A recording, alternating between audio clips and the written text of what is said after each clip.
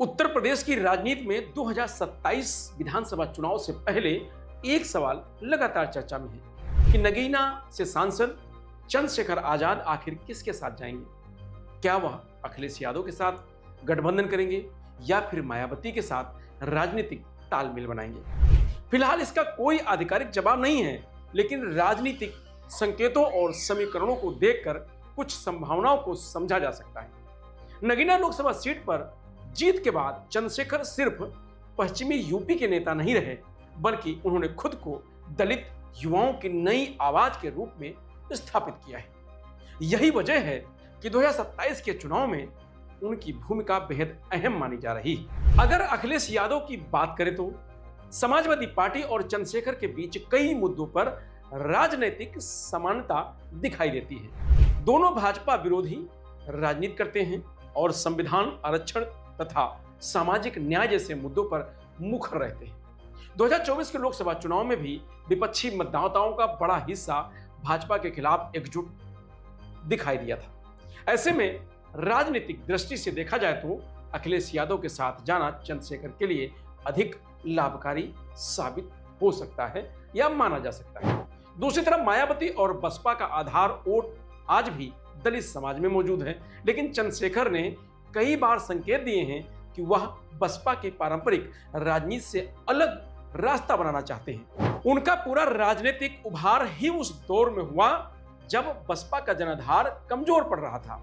ऐसे में मायावती के साथ जाना उनके स्वतंत्र राजनीतिक विस्तार को सीमित कर सकता है। सियासी जानकारों का मानना है कि चंद्रशेखर की सबसे बड़ी चुनौती अपनी अलग पहचान बनाए रखना है। अगर वह सीधे बसपा में जाते हैं तो उनकी अलग राजनीतिक ब्रांडिंग कमजोर पड़ सकती है। वहीं समाजवादी पार्टी के साथ सीटों के समझौते या चुनावी गठबंधन की स्थिति में वह अपनी पार्टी और पहचान दोनों बचाए रख सकते हैं। हालांकि राजनीति में अस्थायी दोस्त या दुश्मन कोई नहीं होता। अगर 2027 से पहले ऐसा माहौल बनता है जिसमें दलित वोटों के बड़े ध्रुवीकरण का जरूरत महसूस हो तो मायावती और चंद्रशेखर के बीच बातचीत की संभावनाओं को भी पूरी तरह खारिज नहीं किया जा सकता है। लेकिन वर्तमान राजनीतिक परिस्थितियों को देखें तो चंद्रशेखर आजाद का झुकाव अखिलेश यादव के नेतृत्व वाले विपक्षी खेमे की ओर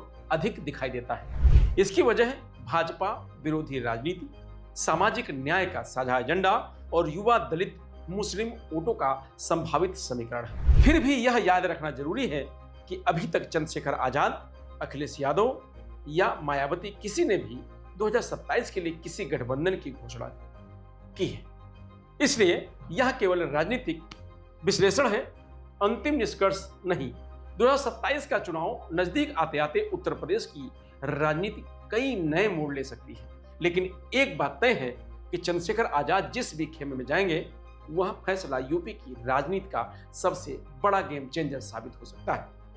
यही कारण है कि चंद्रशेखर की राजनीति पर सबकी निगाहें टिकी हुई हैं। अब सवाल यह है कि 27 से पहले चंद्रशेखर का कदम क्या होता है। चंद्रशेखर अखिलेश यादव से तालमेल मिलाते हैं या लोकसभा चुनाव की तरह ही वो अपने हिसाब से अलग चुनाव लड़ते हैं। मायावती छोटे छोटे दलों से गठबंधन की बात करती हैं, तो अब देखना होगा कि क्या चंद्रशेखर को अपने साथ लेके आती हैं।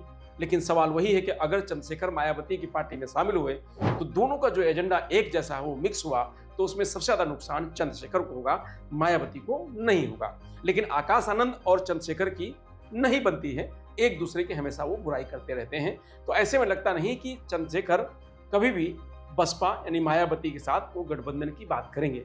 उनका सबसे सेफ जोन दिखाई देता है वो है समाजवादी पार्टी यानी अखिलेश यादव, उसके बाद कांग्रेस, क्योंकि भारतीय जनता पार्टी के खिलाफ लगातार वो आवाज उठाते रहते हैं। युवाओं की लड़ाई, दलितों की, मुस्लिमों की, इन सब की लड़ाई चंद्रशेखर के एजेंडे में है, लगातार उसी पे चल रहे हैं। और सही कहा किसी ने कि चंद्रशेखर अब सिर्फ नगीना के नहीं, पूरे उत्तर प्रदेश के साथ साथ अब देश की राजनीति में भी एक अपनी भूमिका बनाना चाहते हैं और उसी में लगातार वो सक्रिय है। फिलहाल अब देखना होगा कि 2027 को लेकर के कौन क्या निर्णय करता है।